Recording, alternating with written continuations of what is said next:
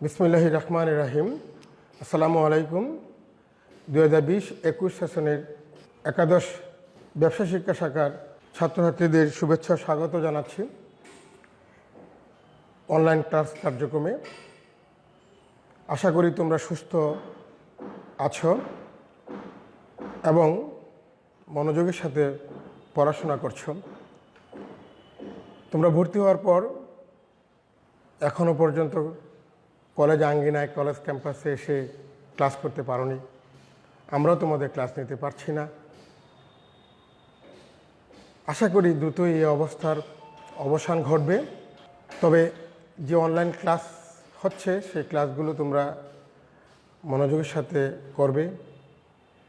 বইপত্র নিয়ে পড়াশোনা শুরু নিশ্চয়ই করেছ এবং সেটাকে নিরবিচ্ছিন্নভাবে চালিয়ে যাবে এই আশাবাদ ব্যক্ত করছি। আজ তোমাদের সামনে হিসাব বিজ্ঞানে উপর একটি ক্লাস নেওয়ার জন্য হাজির হয়েছি। আমি তোমাদের এর আগে হিসাব সমীকরণে একটি ক্লাস নিয়েছিলাম। আশা করি সেই ক্লাসটি তোমরা ভালো করে বুঝতে পেরেছ এবং তোমরা আরও সমস্যার সমাধান বই থেকে নিয়ে করেছ। আজ তোমাদের যে ক্লাসটি নিব সেটি হচ্ছে হিসাব বিজ্ঞান প্রথম পত্রের 2য় অধ্যায়ে হিসাবের বইসমূহ। এই হিসাবের বইসমূহের মধ্যে সবচেয়ে গুরুত্বপূর্ণ একটি বই হচ্ছে সেটি জাবেদা। আজ তোমাদের এই জাবেদা নিয়ে আলোচনা করব। তাহলে প্রথমেই জাবেদা কাকে বলে সে নিয়ে আমরা কথাবার্তা বলি। আমরা তো জানি ব্যবসা প্রতিষ্ঠানে অনেক ঘটনা ঘটে। এই সবগুলো ঘটনা মধ্যে কিছু কিছু ঘটনা লেনদেন, কিছু কিছু ঘটনা হয়তো লেনদেন নয়। তাহলে আমরা লেনদেন যেগুলো হয় সেই লেনদেনগুলোকে তারিখের ক্রমানুসারে ডেবিট ও ক্রেডিট এই বিশ্লেষণ করে লেখাটাকেই বলা হচ্ছে জাবেদা।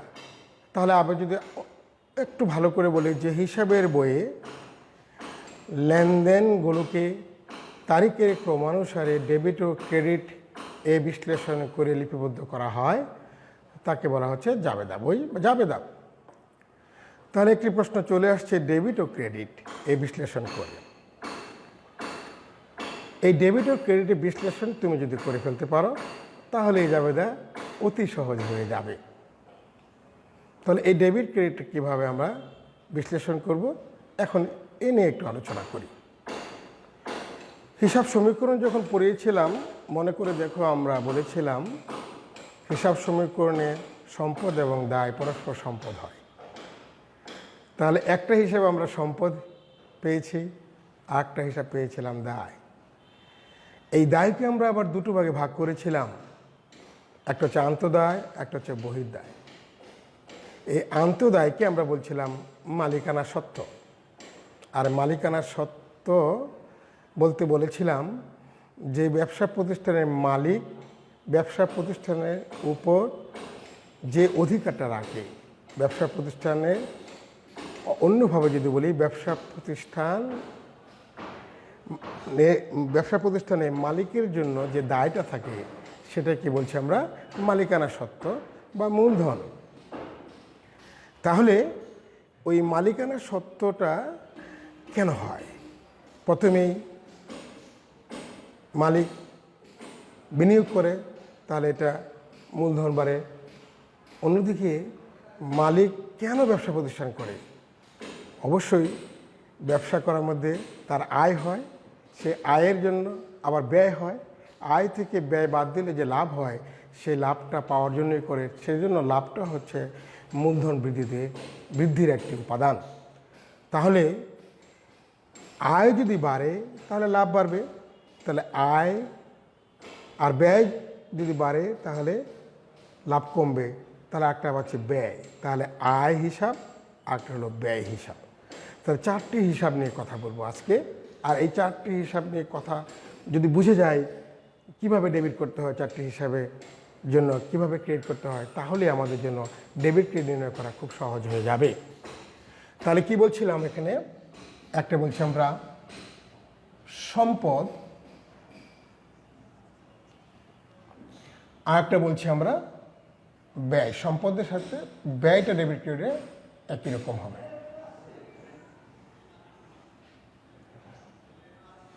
যদি বৃদ্ধি হয় তাহলে হবে ডেবিট।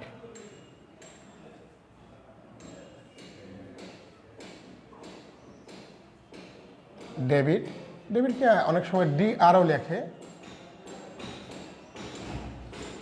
আর হ্রাস হলে হবে ক্রেডিটকে কেউ CR দিয়ে লেখে। এখন হলো দায় আয়। খেয়াল করো, দায় যদি বৃদ্ধি হয় তাহলে ঠিক এটা উল্টা হবে ক্রেডিট, আর দায় হ্রাস হলে সেটা হবে ডেবিট। আয় যদি বৃদ্ধি পায় তাহলে ক্রেডিট, আয় যদি হ্রাস হয় তাহলে সেটা ডেবিট। আবার বলছি, সম্পদ আর ব্যয়কে একটা ক্যাটাগরির মধ্যে ফেলে দিবে। সম্পদ বৃদ্ধি পেলে ডেবিট, ব্যয় বৃদ্ধি পেল ডেবিট।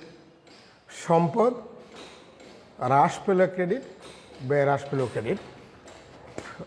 দায়কে আরেকটা ক্যাটাগরির মধ্যে ফেলে দিলাম, দায় বৃদ্ধি পেলে ক্রেডিট, আর আয় বৃদ্ধি পেলেও ক্রেডিট। আর দায় যদি হ্রাস পায় তাহলে ডেবিট, আয় হ্রাস পেলেও ডেবিট হবে। একটা বিষয় নিয়ে বলে রাখি, সেটা হচ্ছে উত্তোলন। উত্তোলন বৃদ্ধি পেলে সেটা ডেবিট হবে, উত্তোলন হ্রাস পেলে সেটা ক্রেডিট হয়ে যাবে। চলো আমরা একটা উদাহরণের মাধ্যমে আমরা একটু চিন্তা করি। প্রথমেই আমাদের যেটা করতে হবে, আমাদের তো প্রশ্ন দেওয়া থাকবে, সেই প্রশ্নটা দেওয়া রইল। সেই প্রশ্নটার মধ্যে একটা ঘটনা থাকবে। সেই ঘটনাকে আমরা বিশ্লেষণ করে দেখব সেটা লেনদেন কিনা। যখন লেনদেন হয়ে যাবে,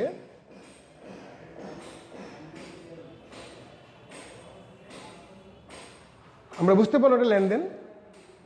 লেনদেনটার মধ্যে দুটো পক্ষ থাকে। লেনদেনের একটা প্রধান বৈশিষ্ট্য হচ্ছে লেনদেনের দুটো পক্ষ থাকে। আমরা দুটি পক্ষ, একটাকে দিলাম প্রথম পক্ষ, আরটা দিলাম দ্বিতীয় পক্ষ। এই প্রথম পক্ষকে যখন আমরা বুঝাবো, সেটা একটা হিসাব খাত হবে। এটা আরেকটা হিসাব খাত হবে। সেই হিসাব খাতের মধ্যে কি হবে? হয় আয় হবে, না হয় ব্যয় হবে, সম্পদ হবে, অথবা দায় হবে। চারটার যে কোনো একটা পড়বে। যখনই পড়ে গেল, তখন আমরা বুঝবো যে ডেবিট ক্রেডিট নির্ণয়ের যে সূত্রটা একটু আগে আলোচনা করলাম, সেটার মধ্যে কি হচ্ছে। সম্পদ বাড়ছে না কমছে, দায় বাড়ছে না কমছে, আয় বাড়ছে না কমছে, ব্যয় বাড়ছে না কমছে।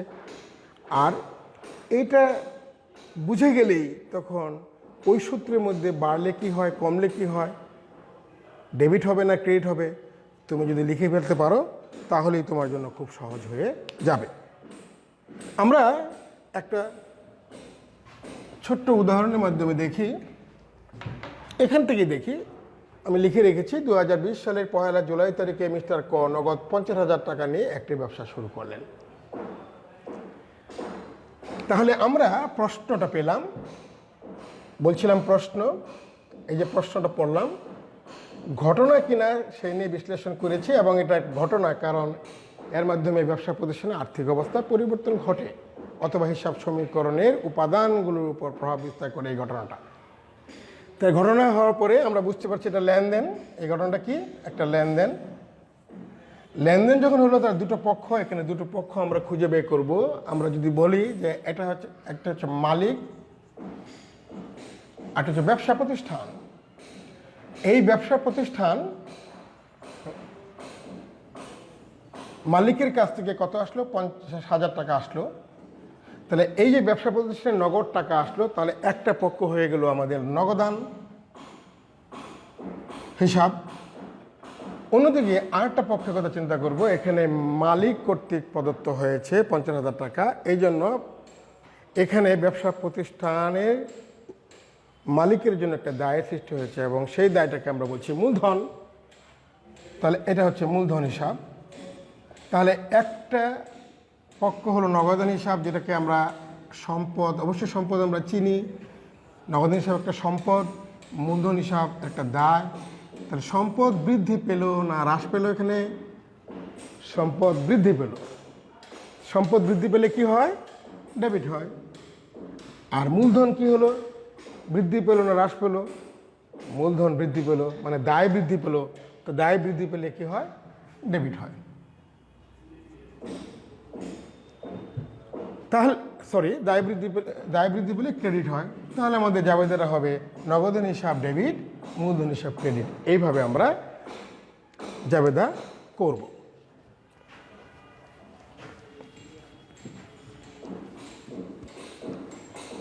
প্রিয় শিক্ষার্থীবৃন্দ, এখন আমরা এগুলোকে জাবেদা করব।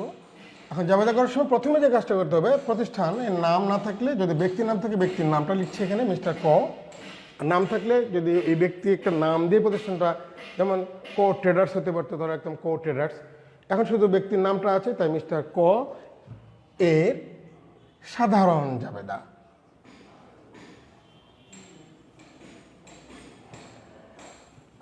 বলা হয়েছে জাবেদার সংজ্ঞায় তারিখে ক্রম অনুসারে, তাই প্রথমেই হবে তারিখ, তারপর হবে হিসাবের নাম ও ব্যাখ্যা, এরপরে আমরা লিখব এখানে রেফারেন্স।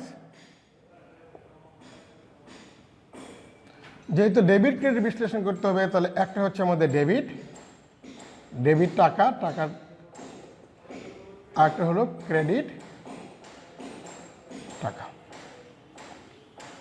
এই হলো আমাদের জাবেদার ছকটা। প্রথমে তারিখ, পরবর্তী হিসেবে নাম ও ব্যাখ্যা, এরপর রেফারেন্স, ডেবিট টাকা, ক্রেডিট টাকা। আমরা প্রথমটা তারিখ লিখব 2020 সালে জুলাই 1। তাহলে কি আসবে এখানে? নগদান হিসাব ডেবিট। একটু আগে আমি তোমাদেরকে বুঝিয়ে দিয়েছি, ডেবিটকে আমি ডিআর লিখলাম, আরেকটা হলো মূলধন হিসাব ক্রেডিট, এটাকে আমরা সিআর লিখলাম। এখন টাকা পরিমাণটা হচ্ছে এই ডেবিটের বরাবর 50,000 আর এই ক্রেডিট বরাবর 50,000। নিচে একটা ব্যাখ্যা লিখতে হবে, যেহেতু নগদ টাকা নিয়ে ব্যবসা শুরু করলেন, এটুকু লিখলে হবে। আমি লিখলাম না, এটা তোমরা লিখে দিবে। যেহেতু নগদ টাকা নিয়ে ব্যবসা শুরু করলেন, তারপরে আমরা ঠিক করি। এখন আমরা জুলাইয়ের 1 তারিখে যাব। আবার জুলাইয়ের 1, পূবালী ব্যাংকে একটি চলতি হিসাব খোলা হলো। তাহলে পূবালী ব্যাংকে একটি চলতি হিসাব খোলা হলো, তাহলে চিন্তা করে দেখো, ব্যবসা প্রতিষ্ঠান তার ব্যবসা কার্যক্রম সুষ্ঠুভাবে সম্পাদন করার জন্য অনেক সময় ব্যাংকে ব্যবসা প্রতিষ্ঠান নামে একটা হিসাব খুলে থাকে, যেখানে তার অর্থ ব্যাংকে জমা রাখে। এটা কিন্তু ব্যবসা প্রতিষ্ঠানেরই টাকা, কিন্তু তার নিজের কাছে নগদ না রেখে এটা ব্যবসা ওই ব্যাংকে রাখা হয়। তাহলে ওই যে ব্যাংকে যে টাকাটা, এটা আমরা বলবো পূবালী ব্যাংক হিসাব। যে টাকাটা থাকবে সেটাকে আমরা যে একটা হিসাব, একটা পক্ষ পাবো, এটা হচ্ছে পূবালী ব্যাংক হিসাব।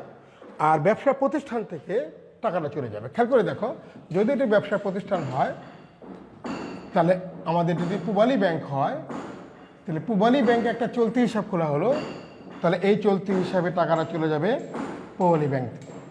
তাহলে পূবালী ব্যাংক হিসাব, এখানে ব্যাংকে টাকাটা বেড়ে যাবে। পূবালী ব্যাংকে যে টাকাটা আছে, এটা কার টাকা? ব্যবসা প্রতিষ্ঠানেরই। এই জন্য এটাকে আমরা সম্পদ বলবো। তাহলে এর যাবে, পূবালী ব্যাংক হবে একটা পক্ষ, আরেকটা হবে নগদান, চলে গেছে টাকাটা, তাহলে নগদান হিসাব আরেকটা পক্ষ। পূবালী ব্যাংক যেটা বলছি সেটা একটা সম্পদ, তাহলে সম্পদ বাড়লো না, পূবালী ব্যাংক হিসেবে সম্পদ বাড়লো, তাহলে সেজন্য ডেবিট হবে।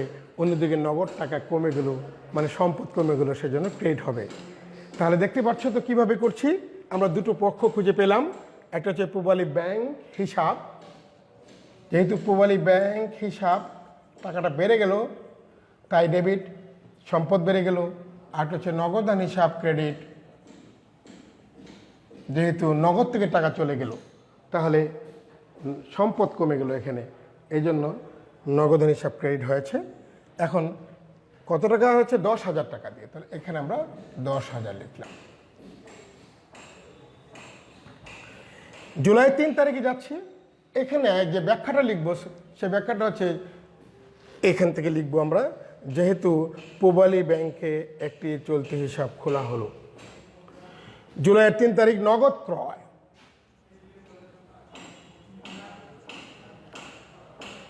নগদ ক্রয়, খেয়াল করে দেখো তো, নগদ ক্রয় এখানে কি যাবে হবে, নগদ ক্রয়। তাহলে এখানে নগদ ক্রয় হলে যদি এইভাবে চিন্তা করো যে নগদ ক্রয় করছো, তাহলে কিছু চলে যাবে ব্যবসা প্রতিষ্ঠান থেকে, আবার তাহলে কি যাবে, নগদ টাকা। তাহলে এখানে দুটো পক্ষ আসছে, একটা হচ্ছে নগদান হিসাব, আর একটা হচ্ছে কেন চলে গেল, কি কারণে চলে গেল, সেটা হচ্ছে কি ক্রয়ের জন্য। তাহলে এই যে ক্রয়টা আসছে, সেই ক্রয়টাকে আমরা বলি রেগুলার ভিত্তিতে ক্রয়টা ঘটে। এই ক্রয় একটা খরচ, এই যে খরচটা, তাহলে খরচকে আমরা কি বলছি বা ব্যয় বলছি। তাহলে ব্যয় বৃদ্ধি পেল নাকি হ্রাস পেল, ব্যয় বৃদ্ধি পেল, অন্যদিকে নগদ টাকা চলে গেল, মানে সম্পদ হ্রাস পেল। তাহলে দুটো পক্ষ কি এখানে, এখানে দুটো পক্ষ কি আসছে, একটা পক্ষ হচ্ছে ক্রয় আর একটা পক্ষ হচ্ছে নগদান। প্রিয় শিক্ষার্থীবৃন্দ, ক্রয় হচ্ছে একটা খরচ, তো খরচ যদি বৃদ্ধি পায় তাহলে আমরা কি করি, আমরা সেটাকে ডেবিট করি, তাই ক্রয় হিসাব হচ্ছে ডেবিট। আর নগদ টাকা চলে যাচ্ছে, তো নগদের হিসাব হবে ক্রেডিট, কারণ সম্পদ কমে যাচ্ছে। কত টাকা আসছে, 20,000। আমরা এখানে ব্যাখ্যা লিখব, যেহেতু নগদে ক্রয় করা হলো। এখন আমরা আসছি ধারে ক্রয়, জুলাইয়ের 5 তারিখ। ধারে ক্রয়, মনে করো তুমি যে ব্যবসা প্রতিষ্ঠানটা চালাচ্ছ, সেই ব্যবসা প্রতিষ্ঠানের ক্ষেত্রে তুমি পণ্য ক্রয় করছো, কিন্তু তোমার টাকা দেওনি, ধারে ক্রয় করেছ। ধারে যদি ক্রয় করে থাকো, সেখানে দুটি পক্ষ পাওয়াটা একটু কঠিন হয়ে যাবে। একটা পক্ষ তুমি পেয়ে গিয়েছো, সেটা ক্রয়, অন্য একটা পক্ষ কি হবে, যার কাছ থেকে ধারে ক্রয় করেছ অবশ্যই তাকে টাকাটা অল্প কিছুদিন পরে দিয়ে যেতে হবে, দিয়ে দিতে হবে যাকে কিন্তু এখনও দেওয়া নাই। তাহলে কি হলো, ব্যবসা প্রতিষ্ঠানের একটা দায়ের সৃষ্টি হয়ে গেল। একটা নাম আছে, সে নাম হচ্ছে আমাদের পাওনাদার হিসাব অথবা প্রাপ্য বিল হিসাব, পাওনাদার হিসাব অথবা প্রদেয় হিসাব। এই যে প্রদেয় হিসাব অথবা পাওনাদার হিসাব, দুটার যে কোনো একটাকে আমরা ইউজ করতে পারি, তবে আধুনিক হিসাব বিজ্ঞানে আমরা প্রদেয় হিসাবকে ইউজ করে থাকি। এই প্রদেয় হিসাবটা হচ্ছে একটা দায়, অন্যদিকে ক্রয় করেছ, ক্রয়টা হচ্ছে একটা খরচ। তার দুটো পক্ষ পেয়ে গেলাম, একটা হচ্ছে ক্রয় আর একটা হচ্ছে প্রদেয়।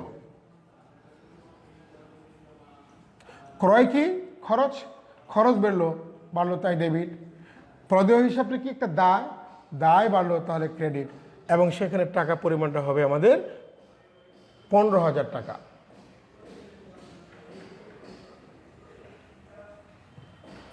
এভাবে আমরা বলতে পারছি। এখন নগদে বিক্রয়, নগদে বিক্রয় হলে কি হবে, নগদে বিক্রয় করেছ, খেয়াল করে দেখো তো, তুমি নগদে বিক্রয় করেছ। নগদে বিক্রয় করলে বিক্রয়টা হচ্ছে, বিক্রয়টা কি একটা আয়, একটা পক্ষ পেয়ে গেলাম। আর বিক্রয় করার বদলেতে তোমার এখানে কি হলো, নগদ টাকা আসলো, তাহলে আরেকটা পক্ষ পেয়ে গেলাম নগদান হিসাব। তো নগদান হিসাবটা কি সম্পদ, আর বিক্রয়টা আয়, তাহলে সম্পদ বৃদ্ধি পেল এখানে, তাই ডেবিট। আয় বৃদ্ধি পেলে কি হয়, ক্রেডিট। তাহলে এই ডেবিট ক্রেডিট নির্ণয়ের সূত্রটা প্রয়োগ করে আমরা আবার পেয়ে গেলাম আর একটা জাবেদা, সেটা হচ্ছে নগদান হিসাব ডেবিট, নগদান হিসাব ডেবিট, আর বিক্রয় হিসাব ক্রেডিট। কত তারিখে আসছে, 7 তারিখ। ব্যাখ্যাটা লিখবো, যেহেতু নগদে বিক্রয় করা হলো। প্রিয় শিক্ষার্থীবৃন্দ, পরবর্তীতে আছে কি, পরবর্তীতে আছে আমাদের ধারে বিক্রয়। ধারে যদি বিক্রয় হয় তাহলে কি হবে, মনে করো তোমার এক বন্ধু তোমার কাছে পণ্য কিনতে আসছে তোমার দোকানে, তার কাছে অর্থ নাই, তুমি কি করলে, বিক্রয় করে ফেললে টাকা না নিয়ে। তা তুমি তো অবশ্যই আশা করো তার কাছে কিছুদিন পরে টাকাটা পাবে, কিন্তু এখনও পাও নাই। তার মানে তার কাছে টাকা পাওয়ার অধিকারটা তোমার আছে, তাহলে তোমার একটা সম্পদ সৃষ্টি হলো, অর্থাৎ ব্যবসা প্রতি সম্পদ সৃষ্টি হলো। এবং এর একটা নাম হবে, এই পক্ষটা পাওয়া কঠিন, একটু কঠিন লাগে আমাদের, কিন্তু অঙ্ক করতে করতে সহজ হয়ে যাবে। ধারে বিক্রয় হলে একটা সম্পদ সৃষ্টি হয়, সেই সম্পদের নাম হচ্ছে প্রাপ্য হিসাব অথবা দেনাদার হিসাব। আধুনিক হিসাব বিজ্ঞানে প্রাপ্য হিসাব বলা হয়। তাহলে এখানে হবে একটা হবে প্রাপ্য হিসাব, একটা পক্ষ। আরেকটা পক্ষ কি, যেহেতু ধারে বিক্রয় হয়েছে, বিক্রয় একটা আয়, তাহলে একটা পক্ষ হলো আমাদের বিক্রয় হিসাব।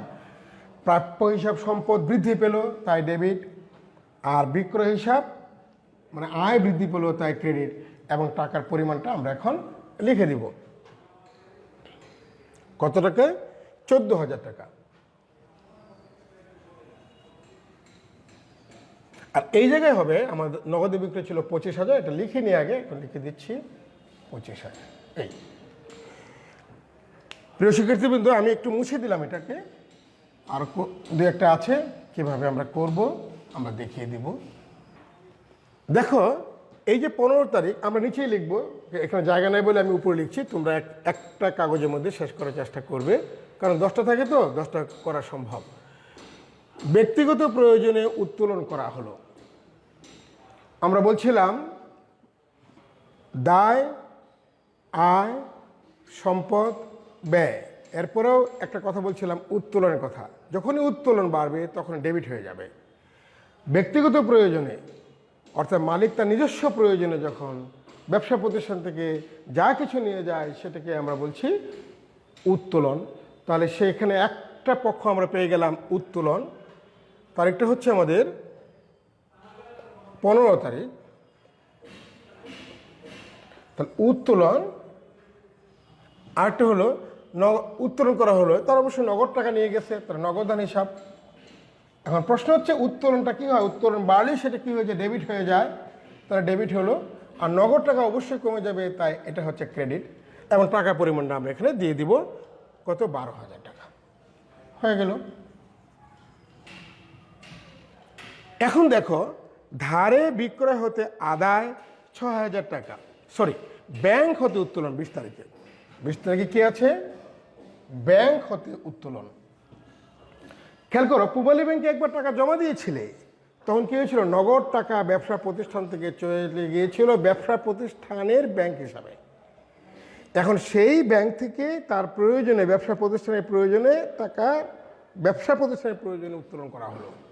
তাহলে এখন যে টাকা ব্যাংকে জমা রেখেছিল সে টাকাটা কি থাকবে?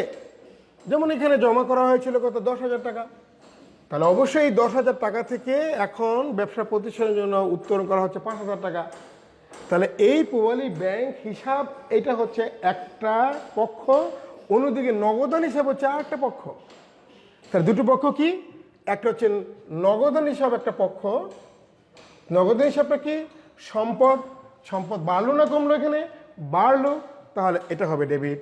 আবার পূবালী ব্যাংকের টাকাটা বাড়লো না কমলো? পূবালী ব্যাংকে ব্যবসা প্রতিষ্ঠানে জমার টাকা এখন কমে গেল, তাই পূবালী ব্যাংক হিসাবটা হয়ে যাবে ক্রেডিট। তাহলে কত টাকা রাখা আছে এখানে? আমরা এই 5,000 টাকা লিখে দিলাম।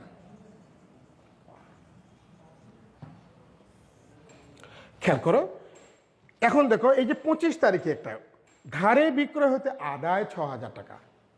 এই যে বলছিলাম না যে ধারে বিক্রয় হবে, তা যার কাছে বিক্রয় করবে পরবর্তীতে সেখান থেকে আদায় হবে। কারণ তুমি তো এটা একবারে দিয়ে দিচ্ছ না, দিলে তো আর এখানে আমাদের হিসাব রাখার প্রয়োজনই ছিল না এইভাবে।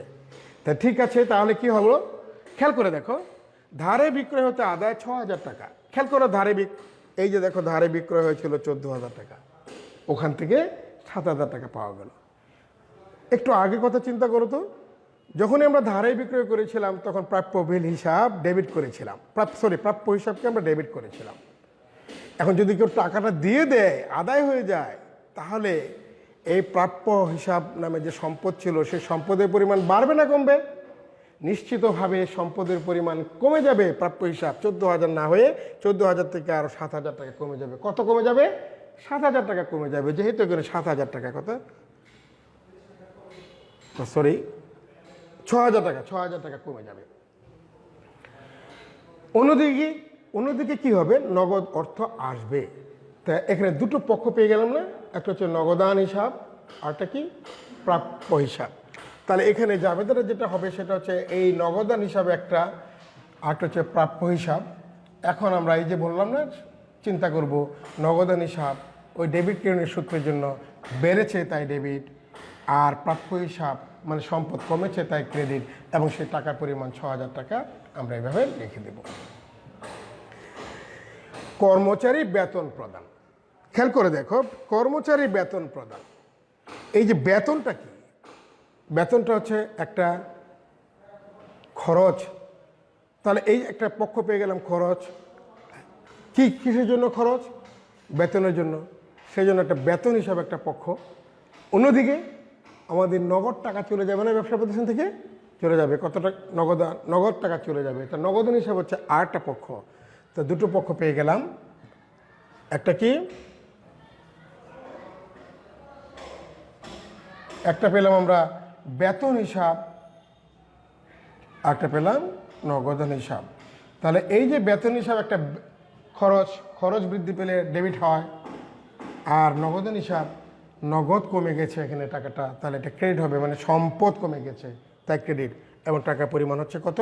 ৫,০০০ টাকা। এইভাবে ৫,০০০ লিখে দেব। প্রিয় শিক্ষার্থীবৃন্দ, আমরা আশা করি বুঝতে পেরেছি কিভাবে এটা করতে হবে। তোমরা যদি একটু অনুসরণ করো তাহলেই পারবে। আশা করি আগামী ক্লাসগুলো, এই ক্লাসটা করার পরে তোমরা বাসায় আরও দেখবে এবং করার চেষ্টা করবে। আগামী ক্লাসে আবার জাবেদা সম্পর্কে, জাবেদা নিয়ে তোমাদের সাথে আলোচনা করব। সে পর্যন্ত তোমরা সকলেই সুস্থ থাকো, ভালো থাকো। আল্লাহ হাফেজ।